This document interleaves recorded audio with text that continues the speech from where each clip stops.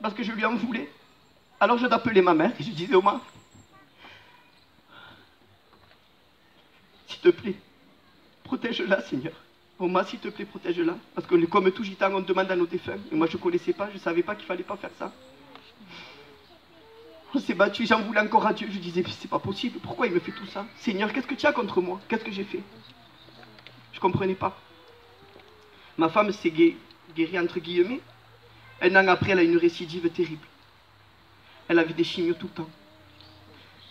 Mais on était rentrés dans le Seigneur avec mon cousin Manuel. Je disais, viens voir la réunion, Manuel. Sa femme était malade, la mienne aussi. J'ai dit, ben écoute, on va aller voir. Et puis, si ça nous plaît, on reste, sinon on s'en va. À savoir, mes frères et sœurs, que même quand on rentre dans le Seigneur, on a tous une raison ou une autre. Il ne faut pas avoir honte de dire que si c'est pour un intérêt derrière. Parce qu'il y a quelque chose derrière tout le temps. Au début, on ne connaît pas le Seigneur. Mais après, une fois qu'on connaît le Seigneur, il n'y a plus d'intérêt avec Dieu. Parce qu'on sait que Dieu est bon, Amen. que Dieu est amour, Amen. et que Dieu nous protège. Amen. Donc j'ai continué dans les voies du Seigneur, et quand on est rentré, l'état de ma femme s'empirait. Alors vous comprenez, je rentre dans le Seigneur et ma femme s'empire. Seigneur, qu'est-ce que tu veux de moi? Est-ce que mes prières sont à l'envers? Parce que je ne priais pas pour moi alors qu'il fallait que je prie pour moi. Je priais pour ma femme et pour les autres, mais pas pour moi. Et pourtant j'avais besoin de l'aide du Seigneur aussi. Donc je priais pour Carmen, je priais pour mon père, pour ma famille, mais pas pour moi.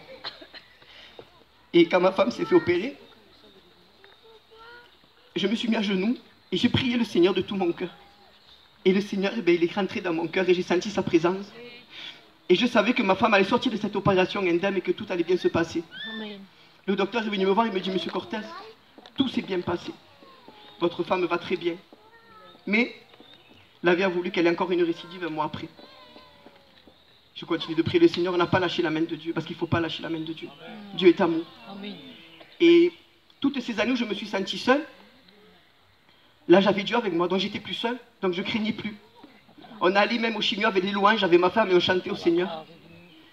Et elle a une récidive encore. Ils ont opéré. 2 mois après, avant les fêtes, encore une récidive. Et ma femme, elle a dit non. Je suis guérie, je n'ai plus rien. Donc on a suivi l'instinct de ma femme, c'était Dieu qui l'avait mis dans le cœur. Et au mois de février, on a fait les examens et tout a disparu. Amen. À la gloire de Dieu, ma femme, au jour d'aujourd'hui, ça fait 4 mois, elle fait ses examens tous les mois, mais elle n'a plus rien. Amen. Ma femme a été guérie instantanée. Comme pour Elisabeth, à une semaine d'intervalle d'Elisabeth, ma femme a été guérie. Amen. Et j'en remercie le Seigneur. Amen. Mais il y a une chose encore plus importante dans mon cœur. Parce que Dieu, le corps, oui, on doit prier pour nous parce qu'on ne veut pas être malade, on ne veut pas mourir. Mais Dieu, ce qu'il demande, c'est notre âme. Dieu veut qu'on ait une âme sincère avec lui, qu'on serve sa parole. Moi, je croyais qu'aller aux réunions des Alléluia, c'était du n'importe quoi, ma grande honte. Mais non, c'est pas du n'importe quoi. Parce que 2 ou 3 en son nom, et Jésus est au milieu de nous. Amen. Amen. Avec le temps, je ne marche plus avec trop le ressenti.